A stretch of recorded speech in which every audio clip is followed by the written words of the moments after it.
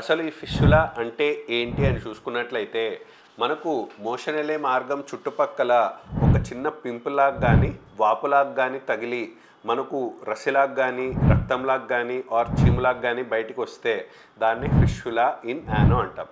మనకు మోషన్ వెళ్ళే మార్గం నుంచి చర్మం వరకు ఒక సొరంగం లాగా ఏర్పడితే దాన్నే ఫిష్యులా ఇన్ యానో అంటాం.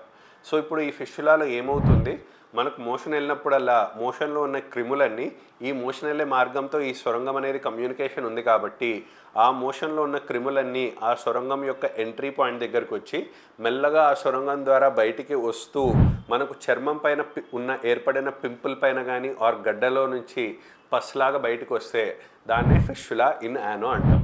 అసలు ఈ ఫిష్యులా ఎందుకు వస్తుంది అని చూసుకున్నట్లయితే మనకు మోషన్ వెళ్ళే మార్గం దగ్గర కూడా యానల్ గ్లాండ్స్ అనేవి ప్రతి ఒక్కరికి ఉంటాయి. ఈ మనకున్న యానల్ గ్లాండ్స్ అనేవి కూడా అప్పుడప్పుడు ఇన్ఫెక్ట్ అయిపోయి ఆ ఇన్ఫెక్షన్ అనేది మోషన్ వెళ్ళే మార్గం లోపలే ఆ గ్లాండ్ పగిలిపోయి మనకు పస్ అంతా బయటకు వస్తూ ఉంటుంది.